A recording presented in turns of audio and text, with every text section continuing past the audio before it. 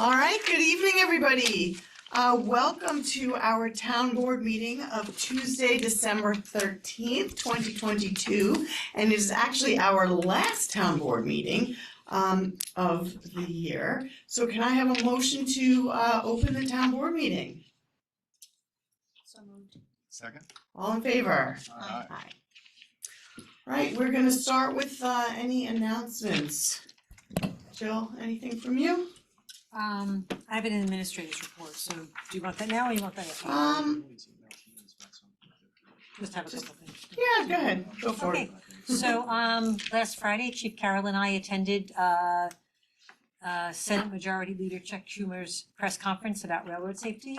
We're so thankful to Senator Schumer for his leadership on the issue and specifically for his support of the elimination of the grade crossing at Roaringbrook Road and Sawmill Parkway Exchange. Winter 2022-2023 has arrived, so please be advised that there is no parking on town roads from 11 p.m. to 7 a.m. through April. This is so our plow drivers can clear the roads effectively. If your car is parked on the street during those overnight hours, you may be ticketed. And if you're leaving your car overnight at the commuter train station, there are assigned designated areas you must park. Down by the old skateboard park, and the triangle adjacent to Town Hall parking lot, the basketball court. And parking season for 2022-2023 starts December 15th. If you have not already renewed for the new year, please contact the town clerk's office. And our next meeting is January 3rd. We're going to start with an organizational meeting. And we just wish everybody a wonderful holiday. And last but not least, a shout out to the Historical Society for their warm welcome to town staff to see their train show. We thoroughly enjoyed it. It was really wonderful. So if you haven't gotten to see it, go take a ride over there. It's wonderful. Thanks. All right, thank you. All right, I don't have much for, I'm gonna save my supervisor's report for the written report. If you don't yet get it, please go to the town website and subscribe. There's always important information in there. Really quickly, some community corner birthdays to announce. We have a happy 4th birthday to Logan Marmon. Happy birthday to Delia Terry. Happy 10th birthday to Mackenzie Jacobs. Happy birthday to Bernardo Palomera, and happy 71st birthday to Kasum Sharma. So look for your birthday wishes on the electronic sign. The town of Newcastle, and only the town of Newcastle, wish you a very, very happy birthday. Also earlier today, Jill kind of preempted me. I did want to also thank Senator Schumer. This is something, building a bridge over the railroad overpass is something we have been talking about for years and years, and to finally have the support and hopefully the funds to get this done, it really, truly exciting. I think it will really help with the safety of not only those who use that crossing, that east-west crossing every day, as well as those who frequent Chappaqua Crossing, but also our many, many young drivers who go to the high school every day. It would really be something that will help keep them all safe. So this is very exciting.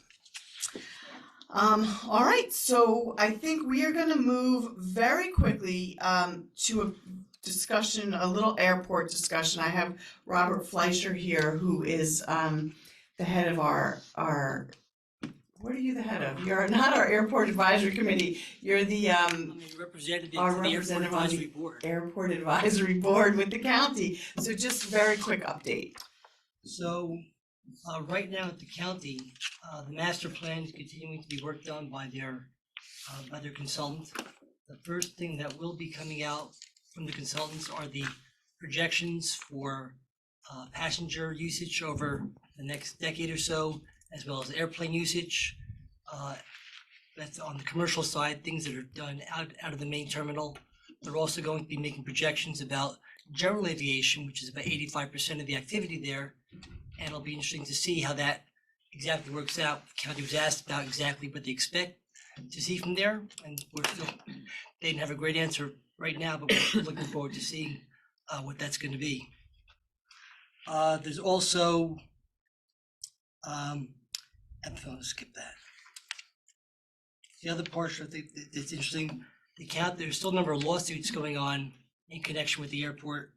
The county is part of a larger class action suit against the PFAS, which are the forever chemicals they used in firefighting that were found to have contaminated lots of airports. And that suit goes on, I think it's down somewhere in one of the southern states, and they tried to get it dismissed, and it's staying on, and the county continues to kind of push forward there to try and get some of the expenses covered for the remediation they're doing at the airport. The county is continuing to litigate with Millionaire, who feels that they have a right to build a second big hangar for 80,000 square feet. That one continues to go on as well. The county, I think Discovery is going to go through the beginning part of next year, and hopefully the county is not going to settle with them in a way that'll lead to any kind of building of any kind of second large terminal. The other lawsuits that are going on are for a number of private operators who are trying to use the FBOs as basically the main terminal. So they're basically selling individual seats, for multiple seats, 50-seat plane, and flying out of the FBOs instead of using the main terminal, which they're supposed to.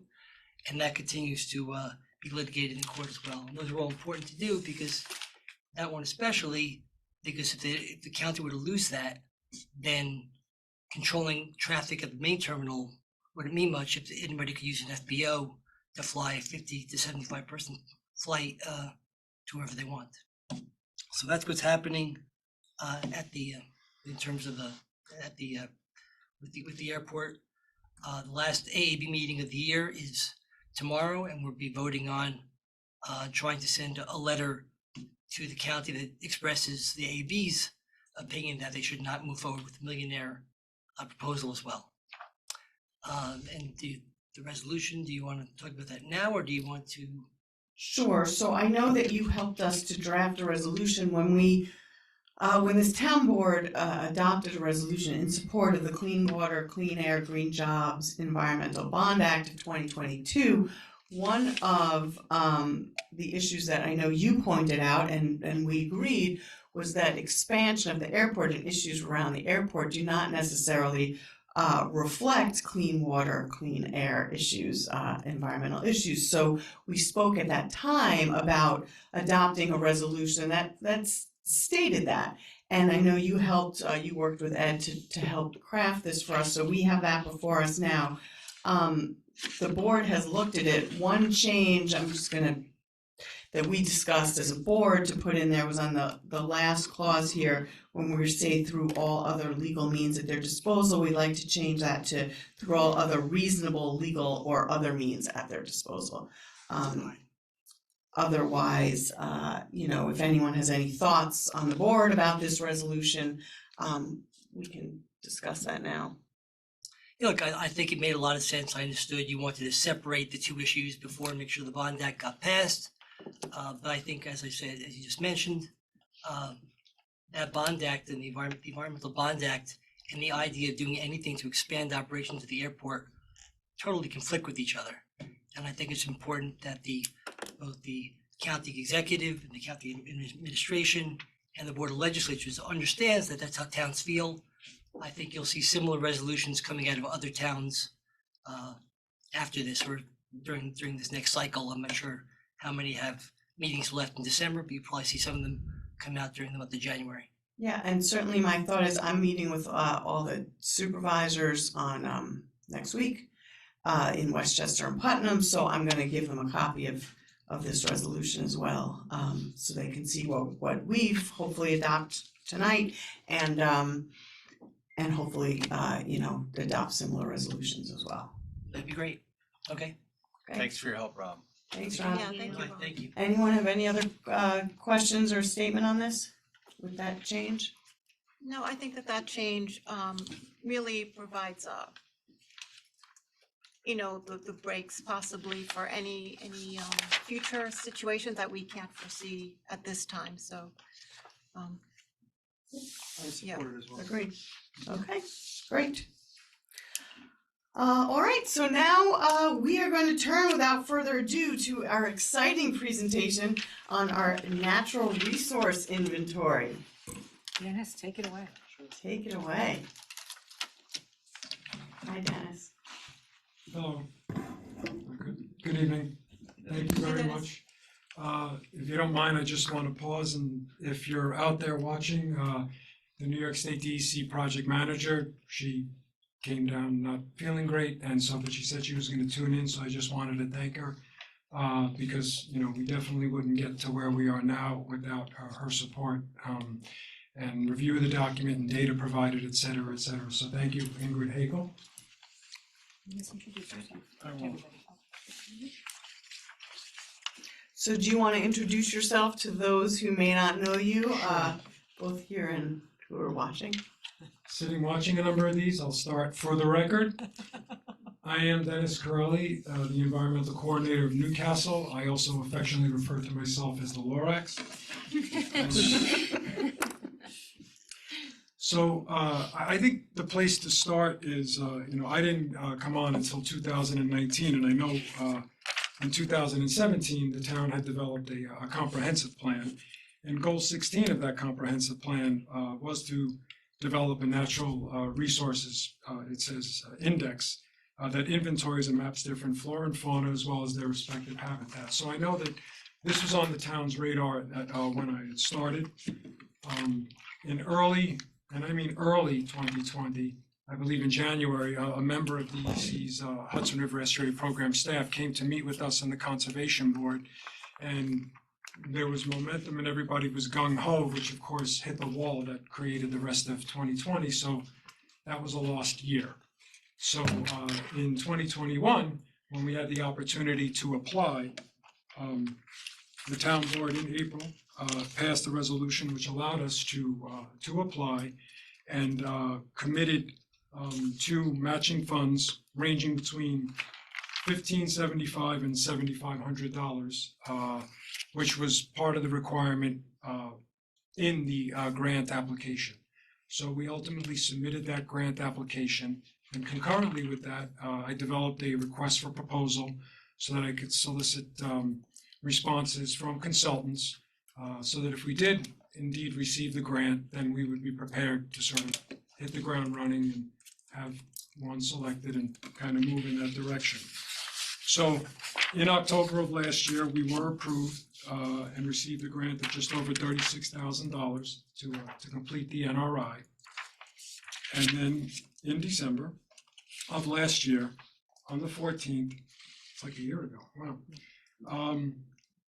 we hired Mad Scientist Associates LLC for the cost of $39,251, and the total match cost to the town was $9,285, and subtracting the $5,567 allotted for in-kind services, so the responsibility to the consultant from the town was $3,718. So as the final step of the grant program and to fulfill the grant is the final presentation of the final NRI and hopefully the adoption of the resolution by the town board that this would serve as the town's natural resources inventory. Personally, you know, going through this whole process, I'm pleased with not only how it turned out, but as I had said, I know last year when there was consideration for hiring Mad, I really felt their RFP spoke to a value add, and, you know, not just sort of like a lack of a better word, a regurgitation of mapping and data, but, you know, was able to access other databases and tie in even more than, you know, what would just be garnered from, you know, going to a resource or a public repository. And I think DEC's program supplemented additional data nicely that we didn't even have access to. And I really think that, you know, you've developed what I'll call like a robust baseline, a first step, if you will, because I know people are, you know, obviously curious, well, you know, so what do we do with this document? What does it mean? That's really up to all of us. I think it could serve a number of purposes. And one item that I think is very timely is that, you know, I think it was the prior meeting you established, passed a resolution for the open space fund.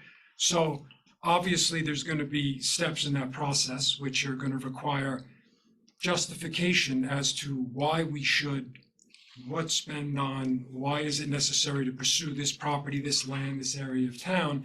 And I feel a document like this helps to create, I kind of like use the analogy of like this Venn diagram of like, how many intersecting points we could achieve in the circle in terms of resources that really show, what a value add is if that we're able to, preserve a certain property, restore a certain property, or, areas of town. So to speak specifically to the document, I'm gonna just now carry it and take it over to Dr. Nick Smeek of Mad Scientist, who has a slide presentation that he's gonna go through, and then we, of course, invite any discussion or questions on your behalf. And again, thank you very much. I'm very happy with this turned out. So. Thank you. Thank you. Thank you. Thank you. Thank you. You have a great company name. Thank you. So my name's Nick Smink. I am the Mad Scientist. Well, not really. That's our owner. It's actually his initials. His already came up with Mad Scientist, but it just works on so many levels.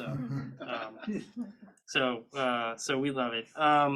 And I am part of the ecological consulting firm that was brought on to work with Dennis and other members of the town to develop and draft this natural resources inventory. This presentation isn't going to cover the entire document.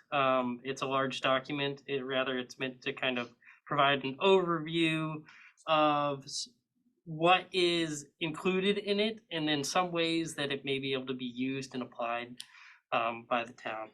So next slide, please. This wouldn't have been able to be accomplished without the support of a number of members of the town, as well as a number of members of other town boards who are listed on this slide, as well as Dennis said, the funding that was made available by the Hudson River Estuary Program and the Department of Environmental Conservation. Next slide, please. So I'm going to start talking about a little bit just about what a natural resources inventory is. Again, you all have probably heard this at some point or read it as the town was going through the process of trying to get the grant, as well as bringing us on board. But essentially, what a natural resources inventory is a compilation of information from a town or region that entails a couple of components. One of those components is maps. So one of the big things that came out of this NRI is maps, maps that have quite a bit of information about natural resources within the town. It also provides associated data, sources, and descriptions of those maps and the data that's used to compile those maps. And then a comprehensive report that has been provided to the town. Each of you should have a copy in front of you, but it's also going to be made more readily available. Next slide, please. What is the purpose of a natural resources inventory? So essentially it's to provide a foundation, as Dennis said, a foundation for the development of comprehensive land use and conservation planning within a town or a region. It's also meant to kind of support the inclusion of natural resources more broadly into things like local zoning and planning. So it can have a lot of applications for many of the other boards that are involved with the town, as well as kind of the development of things like zoning and regulation moving forward to protect and consider natural resources. Next slide, please. So specifically, the goals of the town of Newcastle's natural resources inventory were to identify environmentally sensitive areas.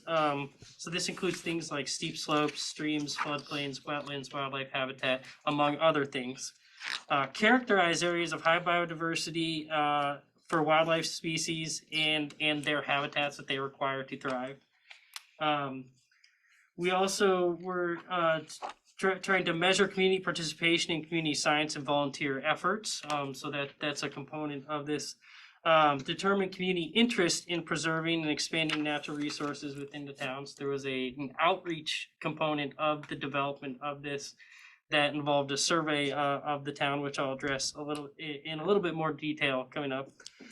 Provide information to promote the development, zoning and land use that promotes natural resources conservation within the town. And then also to provide a baseline against which to measure changes through time. So while this is right now is one document, it's meant to be kind of an evolving document that can be approached again, say in 10 years to say, okay, how are we doing? Do we still have the amount of wetlands that we thought we had on the landscape 10 years ago? Do we still have the amount of forest? Are we accomplishing the goals that we set based on the original natural resources inventory? Next slide, please. And at a regional scale, it also kind of starts to fill in this puzzle piece. It represents this puzzle piece of what's occurring at more kind of a regional and local scale with surrounding municipalities.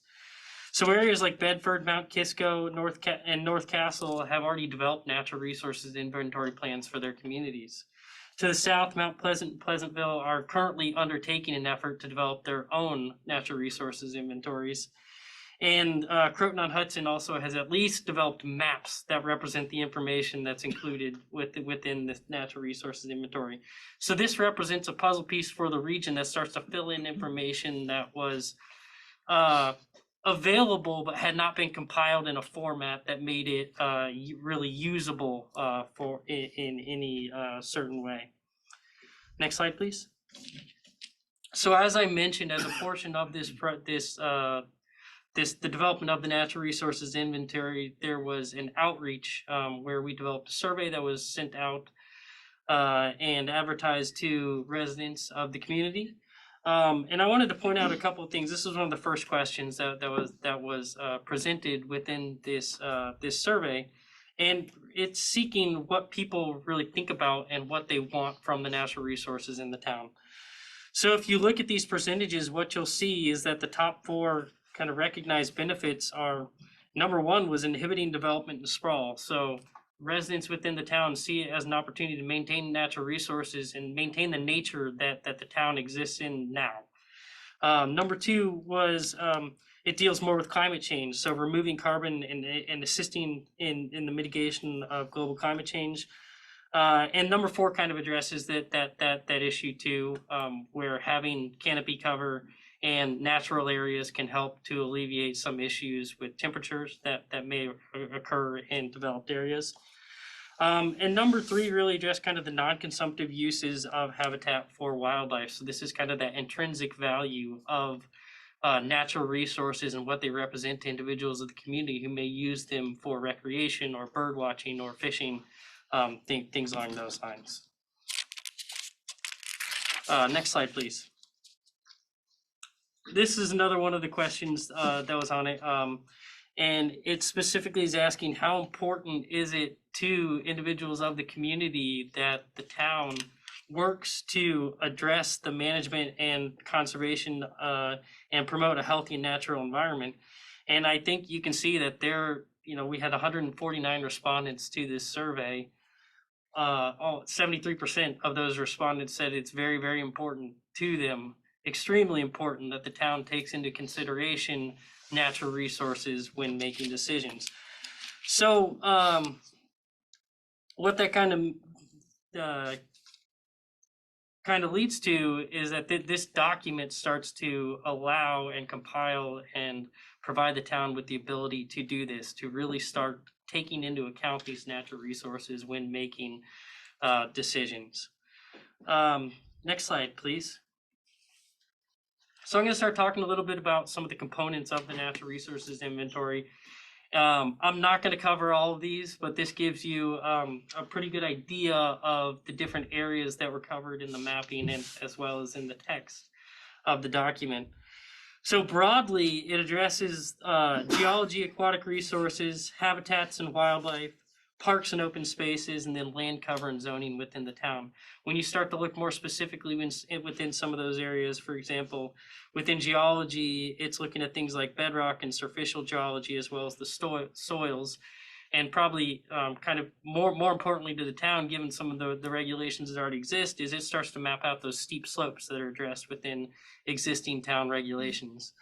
For aquatic resources, we mapped out aquifers, the watersheds, the sub-watersheds and major watersheds that occur within the town. flood hazard zones and floodplains associated with the streams that flow through town. The streams themselves, as well as the quality of the streams as has been determined by the Department of Environmental Conservation and Wetlands. And for habitats and wildlife, we start to look at things like important biodiversity areas, streams and riparian corridor habitat that can be important for wildlife. Forests, including kind of the urban forest that really exists throughout the town. The inclusion of community science, and then ending with parks, open spaces, and the land cover and zoning. Next slide, please. So we're going to start to look a little bit at some of the maps that were developed. So what you can see here, this is an aerial overview of the town of Newcastle. That shows that kind of the faded white line that you're seeing, that's a 1 kilometer buffer surrounding the town. So every map that we developed includes resources beyond the town boundary. That kind of served two purposes. First, it was to make sure that we actually included all the resources within the mapping, because sometimes when dealing with this sort of data, if you get too close to a boundary, you can accidentally cut something off and remove it when really it should be included. But it also serves to kind of show that these resources go beyond the town boundaries. So for example, some of the wetlands that we're going to see in later maps extend beyond the town boundaries into other municipalities. So it starts to get at this idea of there may need to be cooperation and collaboration between municipalities to address some of these concerns. Next slide, please.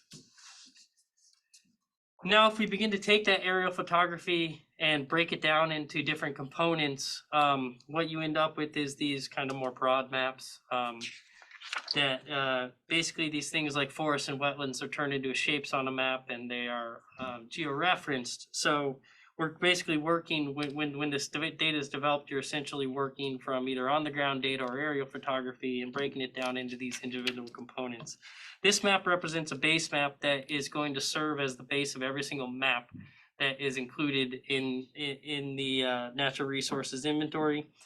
And it's meant to just kind of generalize some of the areas. So it's got things like all the open parks and open spaces that occur within the town, as well as some of the major aquatic resources, the major streams, the wetlands, and larger water bodies that are present within them. Next slide, please.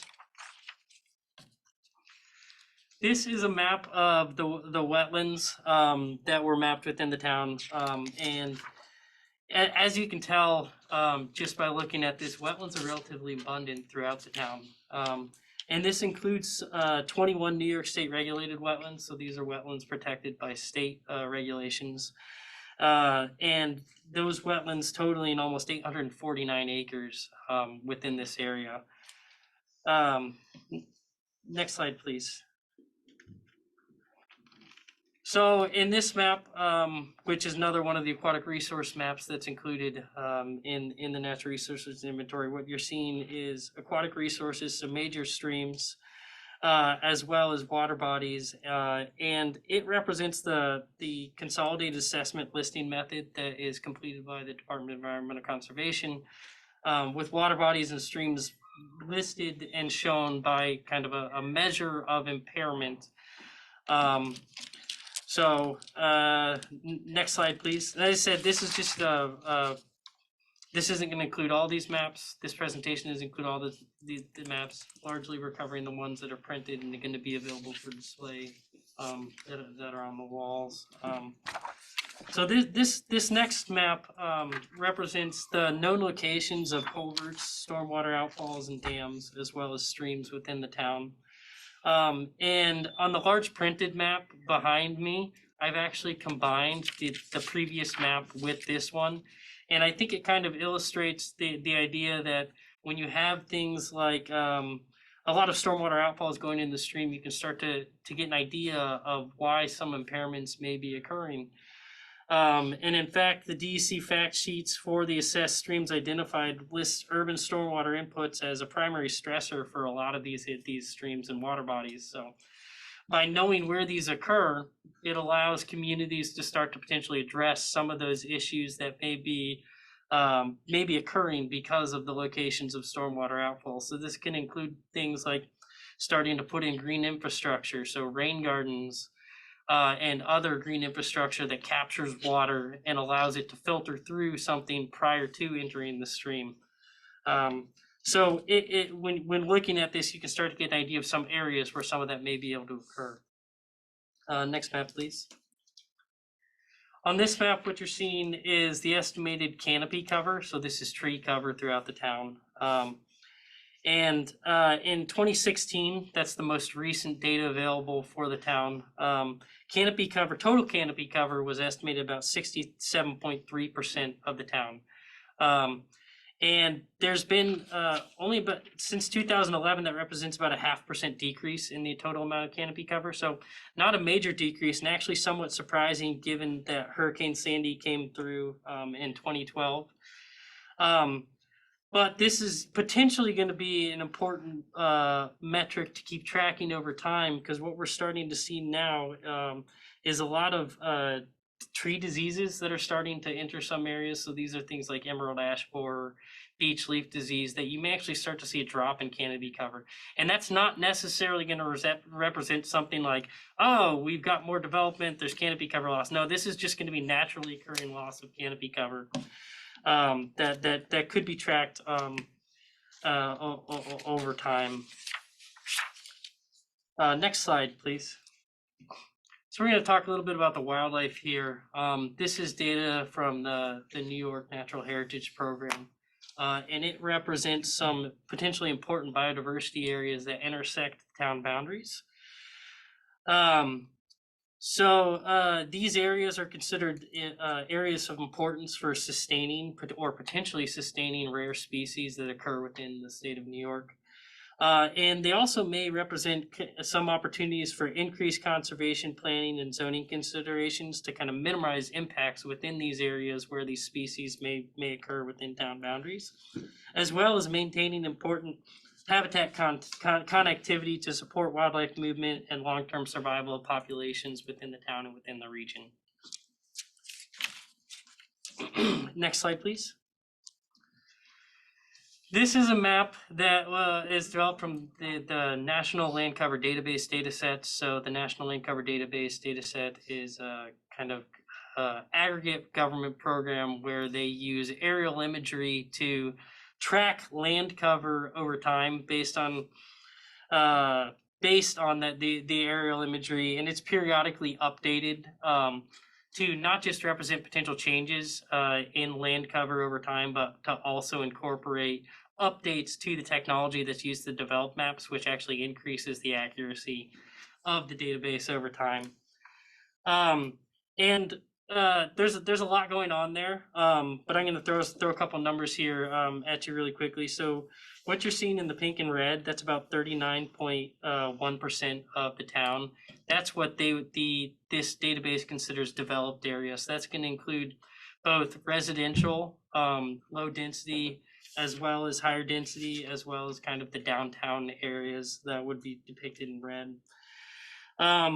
Another number, though, is the amount of forest. So canopy cover was about 63%, I believe, 67% rather. Forest cover within the town in areas that are just considered deciduous or coniferous forest is almost 54% of the town. So you can see that there's, despite development, there's still a lot of habitat that's being maintained and has been maintained over time. One thing to note when you're looking at this is you see the town boundaries, and to the north going into Mount Kisco and the south going into the Austin area, you see a lot more heavy development. So in terms of maintaining that integrity of the habitats, Newcastle is actually doing quite a good job in terms of maintaining the integrity of that urban forest kind of habitat and that deciduous forest habitat, particularly relative to some of the surrounding communities that may have more density and more development kind of abutting the borders of the town of Newcastle.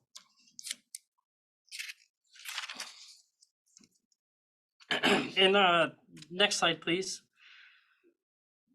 This is the last map I'm going to talk about. There are about 20 maps in the document. This represents a small portion of them. But this is the parks and open spaces. And some of this information is already detailed in town documents, but currently there's roughly 549 acres of developed parklands and open spaces within the town. And kind of something that comes out of this when looking at the habitats, the canopy cover, where things lie, there, if practicable, the town can start actually actively seeking to kind of expand some of these properties in areas where there's not already development surrounding them to provide more opportunities for recreation, but also more opportunities for protecting the habitat and protecting the nature of the town as it exists now. Next slide, please. So that was a lot of information I threw at you. There's a lot more information in the document itself. But now I want to talk a little bit about how this document can actually be used by the town in future endeavors. So there's going to be both regulatory and non-regulatory tools that are applicable related to this document.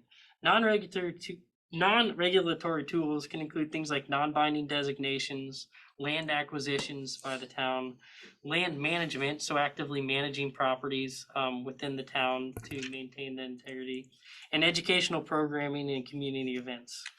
Next slide, please. And with that last point, those educational opportunities, this was another one of those questions. So part of the document addresses community science and community science data that's already available. But we wanted to specifically get an idea of, what residents thought about participating in some of these community science events. And what we actually found from before, this question had 146 of 149 individuals responded to it. 64% or 93 of those respondents indicate a strong interest in community-led science programs. And the NRI can actually be used to address the areas of that programming. So this can be things as simple as like a nature walk, but it could also be things like tree plantings, invasive species management, tracking wildlife in the town. And you can really go a lot of directions. And just based on this, there seems to be a strong interest from the community in that sort of programming and that involvement. Next slide, please. There's also regulatory tools. So these are going to be things like the zoning, local ordinances, local wetland ordinances, and other mechanisms that can be used by the town. The town already has a number of regulations and zoning ordinances on the books that protect and provide certain protections to natural resources that are occurring within the town. Next slide, please. Well, when we start to look at the responses from the community, we can looking at that top left graph, which is talking about how well individuals mixing up my words here. Yeah, it was asking about whether or not individuals thought the town should actually do more to start protecting natural resources. And you can see that almost 82% of respondents either strongly agree or agree with that sentiment that the town should actually be doing more to protect natural resources that occur within the town boundaries. When we look at those other graphs, you can see similar sentiments. So these are different questions. So one of the existing town regulations deals with buffers surrounding wetlands and streams and water bodies. So there seems to be some agreement that those buffers may warrant expanding beyond their current beyond the current buffer width. There was also some sentiment and support, pretty good support, almost 60%, for starting to include some other areas within those buffer requirements. So these are things like forests and meadows, and other habitats not currently included in those buffer areas, to start providing protections for those areas as well. And also pretty strong support that the town should actually start to do more to protect these resources. I accidentally put the same graph on there twice. I apologize for that. So you can see that there, in general, from the responses that we got from the town, there is a strong support for maintaining and protecting the natural resources that occur within the town. And this document can start addressing some of those concerns and provide support for coming up with new solutions to accomplish some of those goals. Next slide, please. So based on existing regulations as well as responses from the town and just becoming more familiar with some of the town residents through this process, it's very clear to me that both the town as well as the residents have made the protection of natural resources a priority for the town, or they feel that it should be a priority for the town. Harmony with nature is critical not only for maintaining the natural feel and bucolic nature of the town, but it also starts to provide protection for those wildlife and those habitats that already occur within the town. It can protect and improve water quality. So kind of thinking back to that water, the map that was depicting the impairment of water bodies. You can start to improve and protect some of those areas. It can also aid in ensuring sustainability and resilience of the town and natural environments into the future, particularly with in the eye of climate change starting to become a factor and impacting habitats and wildlife. So with the adoption of this NRI, it's going to serve as a primary step in the town's continuing efforts to identify natural resources within the town, and supports future goals for the town that can include management and expansion of parks and open spaces. And I'm actually realizing that was the graph that I accidentally left off. There was strong support within the community survey to expand the parks and open spaces. The development of a town-wide biodiversity and habitat management plan, as well as guiding future zoning development while protecting natural resources. With incorporation into regular planning across town departments, the NRI can begin to serve as a foundation for an evolving natural resources preservation, conservation, and management strategy that will support and maintain the long-term sustainability of the town of Newcastle's diverse and abundant natural resources. And that's how I'd like to conclude. And if we go to the next slide, I think Dennis and I would be happy to field any questions that anybody might have. And this is actually a picture from Whippoorwill Park that I took when I was in town in September. So was glad to be able to include that. Thank you. Thank you so much. Thank you. Thank you. This is a lot of work and very interesting. I think we're all going to read this entire report, but thank you. This was quite interesting and something that I know we're going to utilize going forward. So you mentioned, percentage of the town that is tree canopy, and then what that looks like now versus 10 years ago, and then the effects of hurricanes. Just curious, like thinking about, where that decline, the decline from, for example, disease, whether it's the beech disease or I guess Dutch elm, which I didn't hear you mention, but other diseases.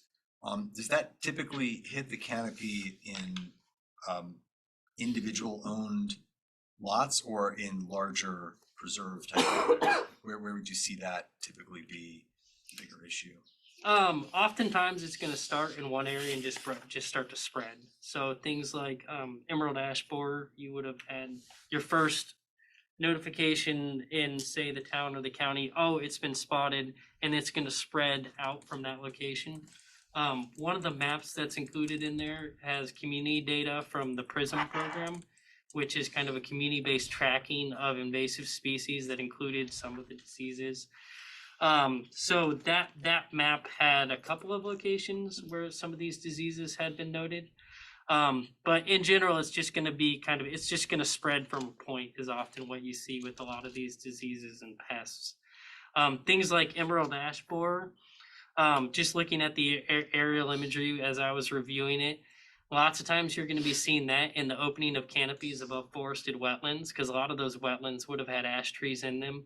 And all of a sudden, if you compare aerial from 10 years ago to now, what you're going to see is that canopy has opened up, which isn't necessarily a bad thing. You've still got a forested wetland. It's still going to function as a forested wetland and provide the habitat that it was providing before. It's just got an open canopy now that is likely going to fill in eventually in the future with other species, but it's open because once emerald ash borer hits, it tends to strike that area really fast, and a lot of those trees are going to die basically at the same time. Thank you. I'm curious about one of the survey results that you have from residents who would like to see us expand open spaces, or the amount of open space. And I just wonder what you've seen in terms of you know, how to do that practically. I'm sorry, can you repeat that question? I just wanted to Yeah, pull up if- the graph. Yeah, if I heard you correctly, one of the survey results showed that residents would like us to make more efforts to expand the amount of open space. Was that Yeah, correct? so I'm just wondering, from a practical standpoint, if you have advice for us on how to do that, what are the different ways to expand? some of it's going to be, even if it's not expanding that area, it's going to be providing a buffer around that area. So essentially what you're going to be doing is protecting that immediate area from development right up to the edge. I think that likely what this document can also do is it's valuable in many ways, but one of the ways that it can be used is to support future grant funding opportunities that may become available through the state or even federally, where you can use this data, which the digital data I've provided it to Dennis, and the town can actually be used to kind of narrow in on areas of, like Dennis was alluding to, you can start to look at, say, a park, and then around that park, you can start to say, okay, where do we have high forest canopy? Where do we have wetlands? Where do we have streams that we want to protect? And narrow into that area, and from there start to identify potentially properties or portions of properties that may be good to place either an easement on or attempt to purchase surrounding parks to expand those areas. And that So- ties in very well with our open space fund that we just Exactly, adopted. yes. Right, right, and it's funny, because it probably would be good, to define that, because to me, like, open space is just, it becomes ambiguous, but I think to mention, obviously, like, updating of that, Parks and Rec and Parks Master Plan, I think that would be in companion with this, because you want to, not confuse someone who's looking for another soccer field. That would be kind of not really what this is about, Right, but to Nick's point, if there is an existing soccer field and, there is an opportunity to provide a buffer because X number of feet away from said soccer field is, maybe a resource that is worth protecting, well, in that case, it's just me not necessarily acquiring, but it's like an augmentation or restoration, to sort of provide that buffering, and still have companion usage, which I guess is obviously the goal, because we all share the planet, so that's kind of the way it works at the end of the day. But yeah, I think the key is we when we try this, as Chris knows, at conservation board meetings, there's even like a vetting of this. It's like, well, what do you mean by open space, and how would we advance, and please define, and so it's a fair Right. question, absolutely. And also, Thanks, Dennis. it occurs to me, in line with, results regarding community-led science programs, it would be great to share this with the school district, because they have a great new sustainability center that was made possible by a really generous grant from an alumni. And so it would just be, I know that we have plans to put this on the website, but it would be great to, maybe partner with them and share information for programming. So we do have extra copies. I obviously was going to the library. I was gonna ask, if it was okay, Jill's permission, that, am I allowed to provide, copies to some of the schools for their libraries as well, because I think it's worth it to spread this in hard copy form, yes? Yeah. Okay, thank you. But also, we're putting it on the website too, Yes, so. yes, yeah. and it'll be in the I'm not that newsletter old. as I know well. what Yes, I know you know. And I'm that's just where saying so people know that we're. Thanks, Dennis. Of course. this kind of becomes more valuable in that, because if you're talking about trying to reach out to school groups, we're at, certainly providing them this document can help, but it can also help the town in identifying specific areas where it might be very nice to get those groups involved. If there's specific goals or projects that the town wants to address or start to work towards, you can get those groups involved with, hey, we've got this wetland area that, we want to work on protecting or cleaning up a little bit. Would you be interested in being involved with that effort? Or we want to monitor this pond for frogs because we heard something cool calling there. Would you guys be interested in going to that pond or that wetland to monitor it for frogs or salamanders or whatever it might be? Also, we have really smart high school students who could probably discover things that we don't know. So, anyway. When you're talking about engagement and involvement of the town, you said there was 149 people. Did I hear you correctly? We had 149 respondents. I'm curious. Is that considered good? Is that considered solid? How strong is that engagement? 'Cause the number seems low, and just curious, is there a better mechanism, or how do we help generate more involvement in the future? Right, so I think from August, all of August through the middle of September, we ran this weekly in the newsletter. You know, the NRI, take the survey. You know, I guess the quick knee jerk is, well, it was August, September, you know, right, as right. possible. And I know when everybody goes on vacation, they obviously leave their phones behind and don't go on the internet. It would be lovely if we did. But I guess this, you know, still wasn't a focus, and, you know, maybe it'd be another time of the year that, you know, I think could have added. I'm not saying you would have had thousands and thousands of people, but, you know, it definitely could have increased the number, so fair point. These questions also still exist, and I think it would be possible to probably, if it was an interest in the future, disseminate them again, to try to field more responses. Thank you. Yeah, and it is like a work in progress, I guess. So we can do that. Yeah, this so kind of two things about this document. One is when you start reading into some of the appendices, this document is really meant to be a broad overview for the town. If you start getting questions about somebody who's like, hey, this is on my property, it's not meant to address that level, that specificity of a question. It can help to guide further exploration of that property.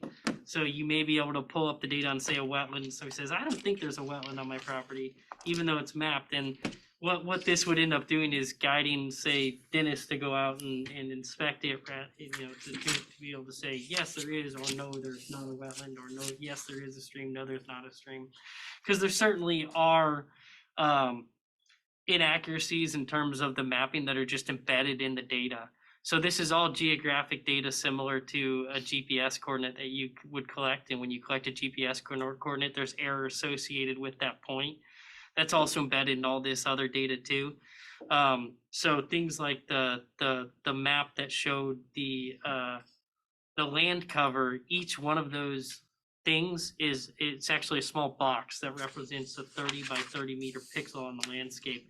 So you can imagine that there's about 30 meters of error embedded within that, because it's saying the majority of that is this. There could be some other stuff. So it lacks some of that specificity where somebody on their property might say, it's not right, and they may be correct, but the data that's available without getting on the ground on that specific property or in that specific location just isn't available without being on the ground. So All right, thank you. Thank you very much. Thank you so much. We're gonna get a lot of use out of this, especially for grant applications as well, so I'm excited about this, thank you. Thanks, Dennis. All right, and, we do have a copy. Do we have a copy of the slide presentation, right? Yeah, we do, and we're gonna have these maps, they're gonna be around, we'll figure out where to put them so people can take and see them. This town does, so I'll put them in Is this. there an ability to purchase a copy of the study, you know, for $25 or something?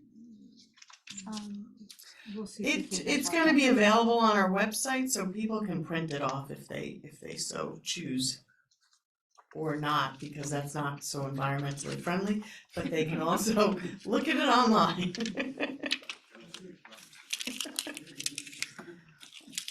All thank right, you all very much. thank you so Thank much. Really appreciate it. All right, so we are going to turn now to public comment and new business. The senior tax All right. local, Ah. can we just touch on that before we, it Yes, we can. was a late addition. Yes, So just very briefly, I can explain what it is. Senior exemption local law. Yeah, so last week, at your workshop board, Josh Herman, the town assessor, was here and told you about a state statute that raised the maximum eligibility for the senior real property tax exemption. It now goes from $29,000 to $50,000. Now that's a state law, and municipalities can opt to raise their local exemptions as well. And last week, the board indicated that it wanted to do that, and the local law that we've drafted essentially does that. Section 1 of the law explains the purpose and why we're doing this. Section 2 is actually the numbers, the guts of it, and what we're doing. There is a section of the town code that over the years, and this goes back to the 1980s, has been amended many times as the maximum income eligibility numbers have changed from the state. And all of that historical data is there, but it's no longer, it's obsolete. There's no, I spoke to Josh about this, there's never any occasion to go back and look at what the exemption numbers were in the 1980s. So we're going to take all that out and just go with the current exemption numbers. That'll be in section 116.2 of the town code, and along with the sliding scale, and all those numbers are provided in the draft local law. All right, thank you. And we're gonna be setting a public hearing to consider that local law tonight. Yes. All right, so now we are moving on to public comment, new business. Is there anyone here who has a public comment or new business? All right, is there anyone online? John Garfunkel. Hello, Lisa. Lisa, thank you. Thank you to Dennis. Thank you. Can you hear me? Yes, we hear you. Now Yes, thank you to Dennis and Mad Scientists for putting it together. I did have one follow-up question about the NRI inventory report. Reviewing the open spaces slide, I learned from Dennis, those are sourced from the county. And there are several areas just looking around where I live in Indian Hill that are either not marked or miscategorized.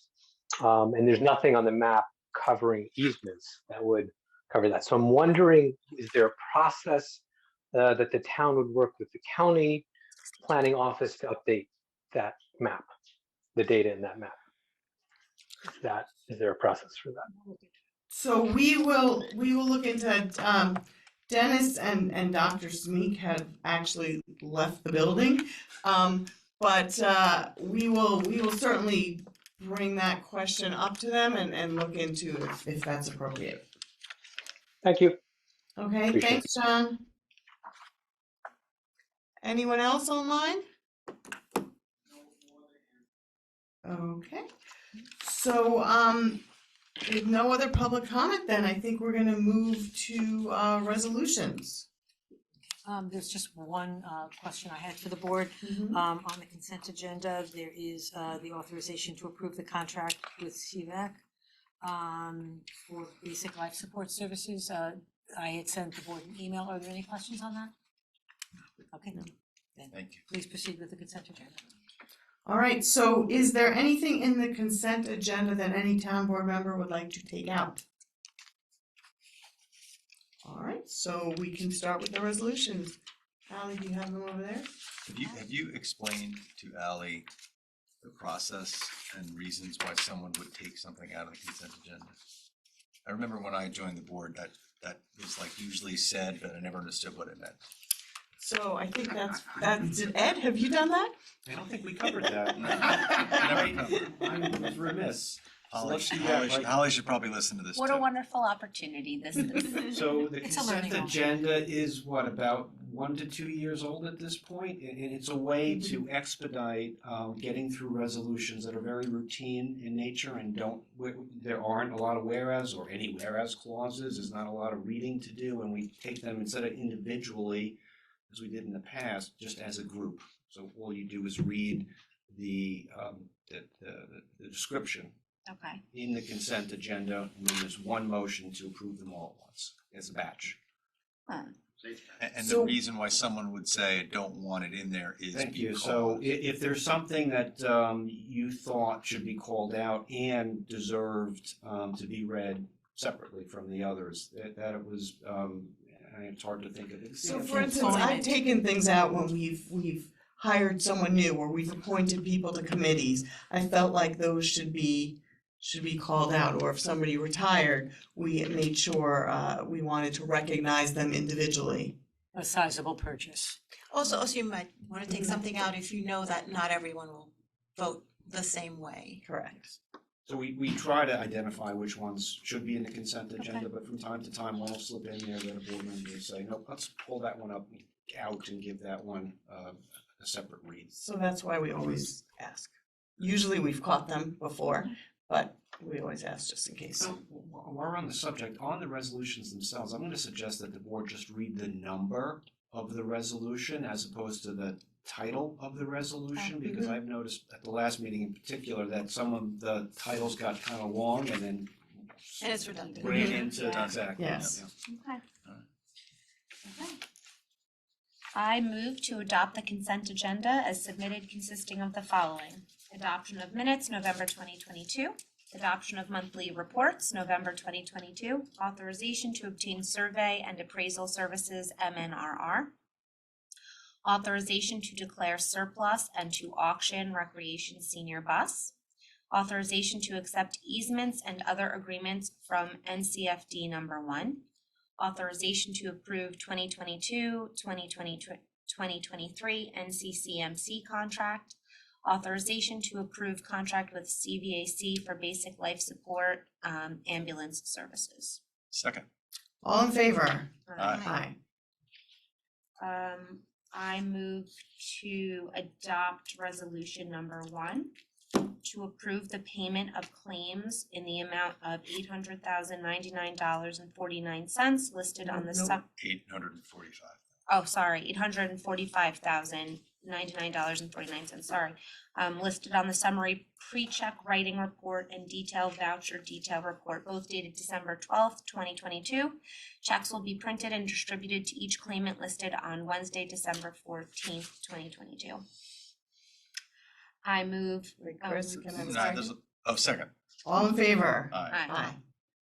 I move to adopt resolution number 2, to authorize the hiring of Daniel McGarry for the position of Recreation Supervisor 0265-01 within the Recreation and Parks Department at the annual salary of $71,233.12.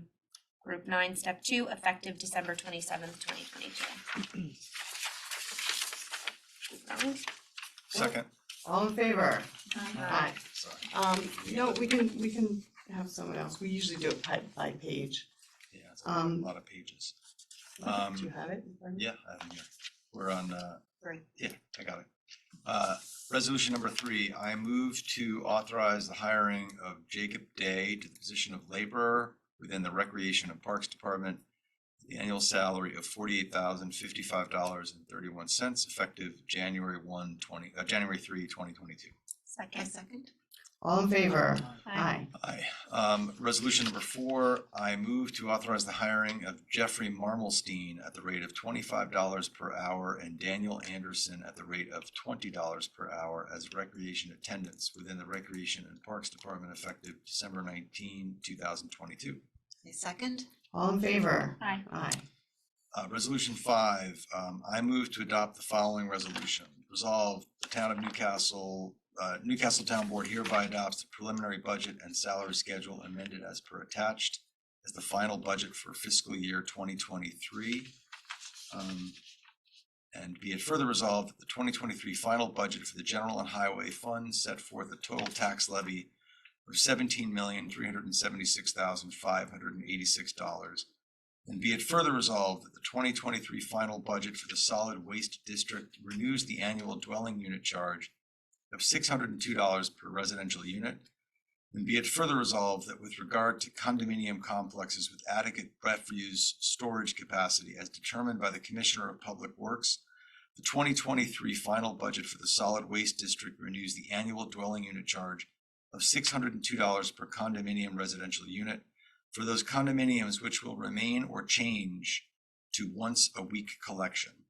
And be it further resolved that with regard to condominium complexes with limited refuse storage capacity, as determined by the Commissioner of Public Works, the 2023 final budget for the Solid Waste District renews the annual dwelling unit charge of $361.20 per condominium residential unit for those condominiums which will remain at twice-a-week collection. I second. All in favor? Aye. Vicky? Okay, resolution number 6, I move to adopt the following resolution. Whereas the town controller is responsible for the orderly recording of all finances associated with the operations of the town, and whereas in order to close the financial records for the year ending December 31, 2022, certain budget adjustments, transfers, and amendments may be required with some exceptions, and whereas this board wishes to provide the town controller with the authorization to perform all necessary budget adjustments, transfers, and amendments to produce a balanced budget for 2022. Now therefore be it resolved that the town controller is hereby authorized to make all necessary adjustments, transfers, amendments, with the exceptions to transfers from the contingency account to the 2022 operating budget, revenue and expenditure accounts required to produce a balanced budget. And further be it resolved that the town controller shall report all such adjustments, transfers, and amendments to the town board as they are made for review and ratification. Second. All in favor? Aye. Resolution number 7, whereas pursuant to section 467 of the real property tax law, local governments and school districts can opt to grant a reduction on the amount of real property taxes paid by qualified senior citizens by reducing the taxable assessment of the senior's home by as much as 50%. And whereas on August 8, 2022, the governor signed legislation to that effect, increasing the maximum amount of income that property owners may earn for the purpose of eligibility from $29,000 to $50,000. And whereas the town board desires to amend chapter 116 of the town code to raise the income limit to $50,000 for the senior citizen property tax exemption on a sliding scale basis. And whereas the proposed action is a type 2 action pursuant to New York State SECRA and no further environmental review is required. Now therefore be it resolved that the town board schedules a public hearing on a proposed local law to amend chapter 116, section 1 and section 2 of the Code of the Town of Newcastle for Tuesday, January 24th, 2023 at the Town of Newcastle Town Hall at 7:30 p.m. or as soon thereafter as reached on the town board agenda that evening. Second. All in favor? Aye. Jeremy? Yep, as for resolution number 8, I move to adopt the following. Whereas the town of Newcastle engaged a mad scientist, consultant to work collectively with town staff and others to prepare a natural resource inventory of NRI to assist the town and public in identifying and understanding important natural resources located within the town of Newcastle. Whereas NRI and the consultant prepared many maps displaying, among other things, water, wetlands, geological and ecological information and resources, as well as recommendations.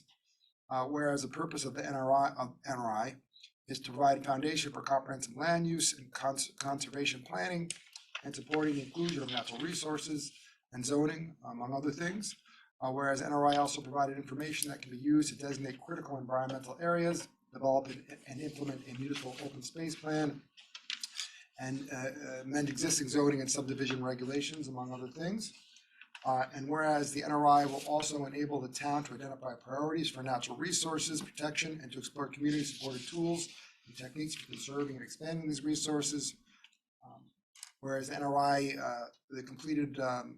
as completed, will be on the town's website. Whereas pursuant to 6 New York CRR 617.5 C27, the adoption of the NRI is a type 2 action pursuant to SECRA. As such, no further action is required. Now therefore be resolved, the town board hereby approves the adoption of 2022 NRI, and be it further resolved that the town board encourages the use of the NRI as a reference tool by the town's statutory and advisory boards. Be it further resolved that the town clerk is requested to upload this resolution and the NRI to the town's website and provide a copy of this resolution and website link to members of the Town of Newcastle Planning Board, among other boards, both in the county and in the town, and ending with the Westchester County Department of Planning.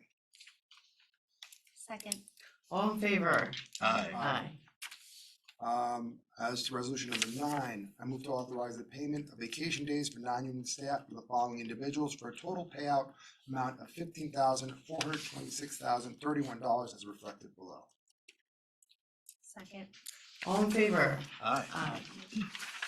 We also have the airport resolution, if someone wants to read that with the changes. Say what, Joe? And this other one with the Oh. names of people. The salary? All right. Okay. I will read wow, these are doozies, Ed. I like Jeremy's among other things. That's a good way to do it. Okay, so this is a resolution regarding the Bond Act, the Environmental Bond Act.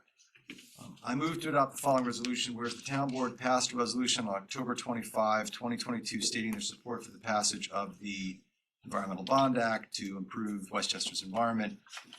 Whereas the Board of Legislators passed a resolution at the request of the Executive Office stating their support. Whereas the Clean Water, Clean Air, and Green Jobs Bond Act, the first bond act in over 20 years, was passed by New York State as part of the budget approved by voters.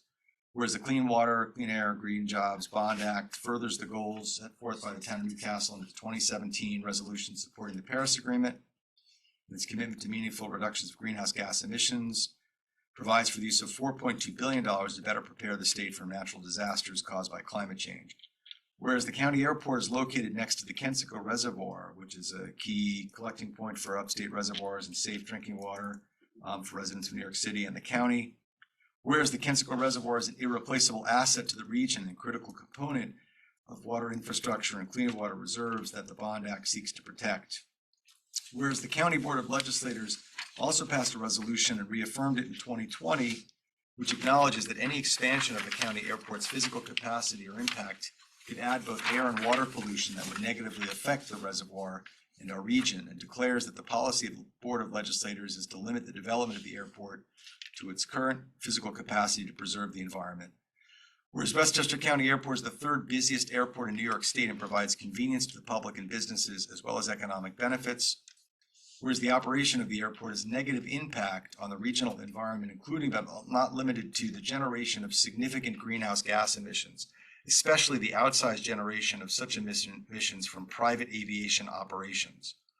Whereas the county is currently engaged in the process of updating the master plan, which will set forth, among other issues, the goals and guidelines for operating the airport in the future. Now therefore be it resolved, the town board encourages Westchester County to pursue grant opportunities that may become available under the Bond Act to mitigate and eliminate adverse environmental impacts associated with the operation of the county airport. And further resolved, that the town board believes that any expansion of airport operations would run counter to the goals of the Bond Act, and urges Westchester County and the Westchester County Board of Legislators to prevent any expansion of airport operations, both as part of the creation of the updated Westchester County Airport Master Plan and through all other reasonable legal or other means at their disposal. Second. All in favor? Aye. Aye. You wanna- Read all of them? You shouldn't. No. The last one is this one. Wanna do this one? Okay, you can just say yes. Okay. I move to approve following salary adjustments effective January 1, 2022, as set forth below. Second. All in favor? Aye. Aye. Yes. Okay, are there any other resolutions? I don't think so. Okay, so before we adjourn, before I entertain a motion to adjourn the meeting, I just wanted to once again say thank you to Chris Hildenbrand. It is your last meeting. And again, as I said earlier, when we had a little farewell reception for you, that the town is much better for having had you serve as its councilman, and we will forever be grateful to you. Thank you. So thank you so I, much. I appreciate that. I just wanted to say one quick thing, which is thank you to town staff. You know, I've seen firsthand how hard you all work to keep our town running smoothly. It's a beautiful town. I was so proud and honored to serve it, but I was even more proud to work with you. So thank you for everything you do every day to make our town thrive. Appreciate that. All right, hear, hear. All right, well, sadly, we are now going to adjourn our last meeting of 2022. Can I have a motion to adjourn? Motion to adjourn. Second. All in favor? Aye. All right, Happy New Year, everybody. Happy New Year. Happy New Year.